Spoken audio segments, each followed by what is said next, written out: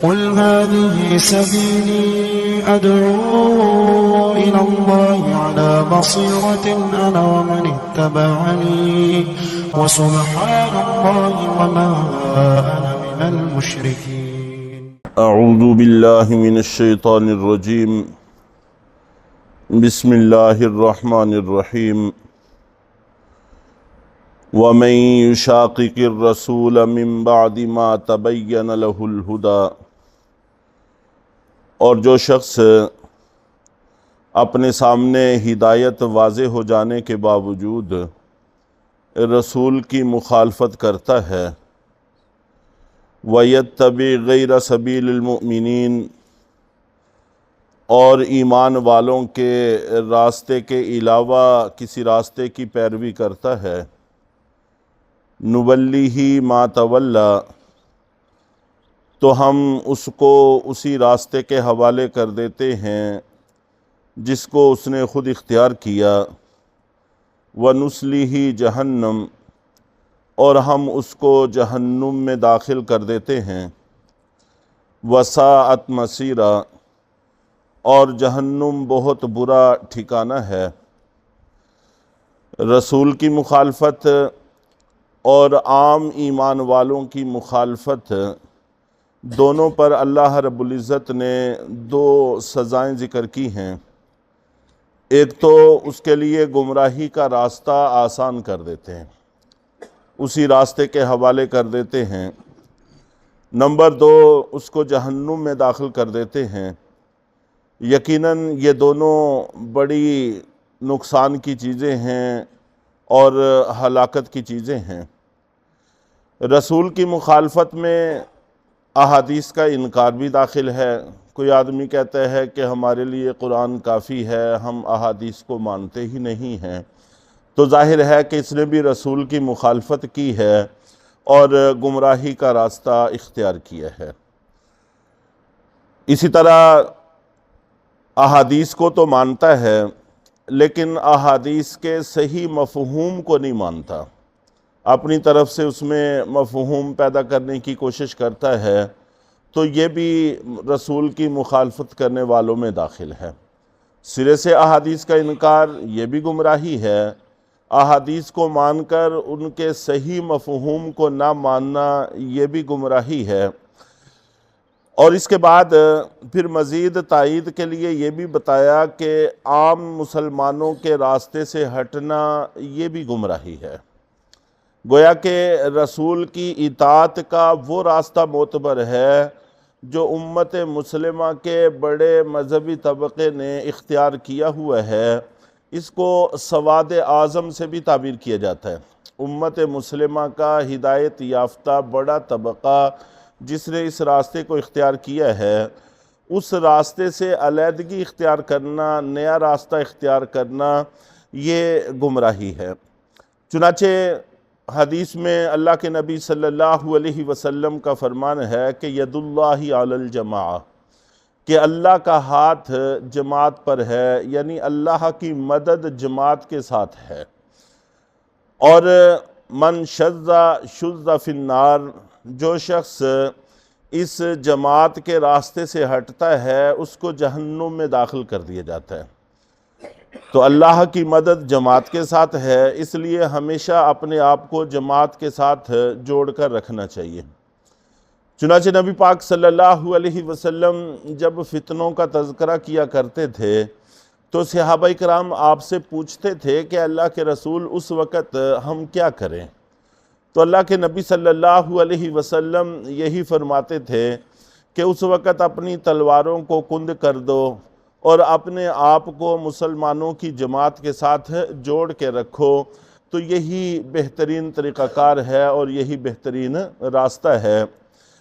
حضرت عبداللہ ابن عمر رضی اللہ تعالی عنہ سے کسی نے کہا کہ مسلمانوں کی آپس میں جنگیں ہو رہی ہیں، فتنہ برپا ہو رہا ہے، آپ فتنے کے خلاف اٹھ کھڑے کیوں نہیں ہوتے؟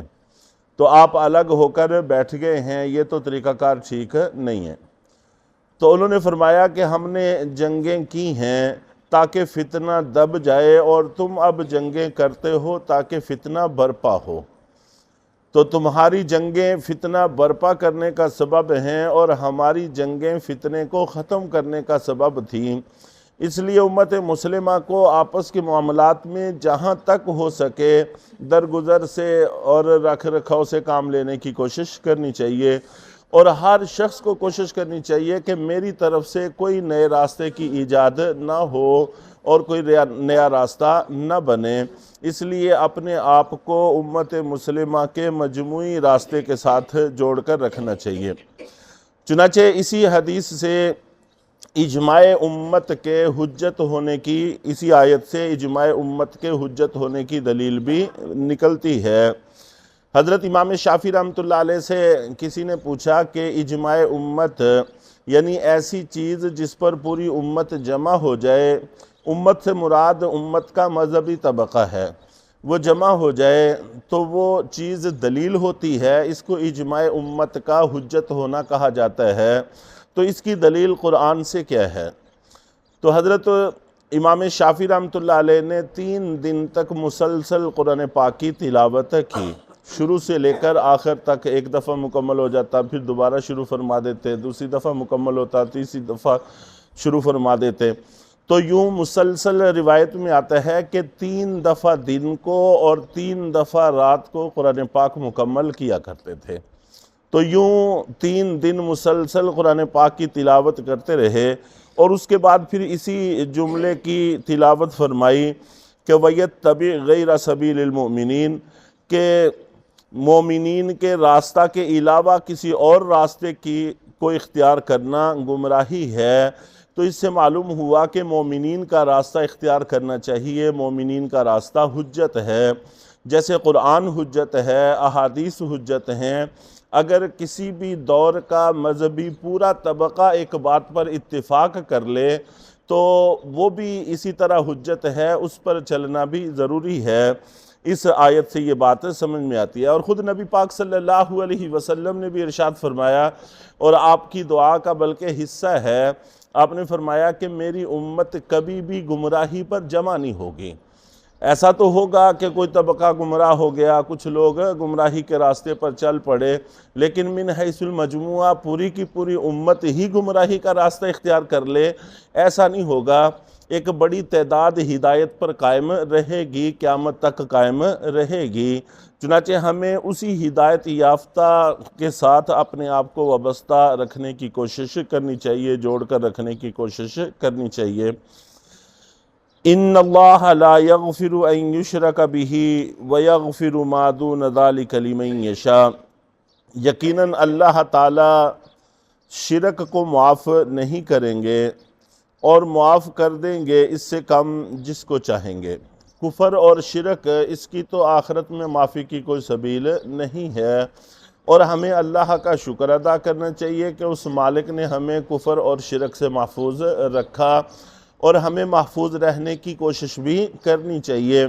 چنانچہ اپنی زبان سے لاابالی پن میں ایسے جملے نکالنے سے ہمیشہ گریز کرنا چاہیے جو کفر اور شرک کی طرف لے کر جانے والے ہوں۔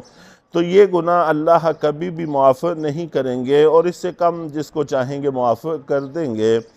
وَمَن يُشْرِكْ بِاللَّهِ فَقَدْ ضَلَّ ضَلَالًا بَعِيدًا، اور جو شخص اللہ کے ساتھ کسی کو شریک ٹھہراتا ہے سو تحقیق وہ دور کی گمراہی میں جا پڑتا ہے، بہت گہری گمراہی میں جا پڑتا ہے، جہاں سے نکلنا بھی بسا اوقات مشکل ہو جاتا ہے۔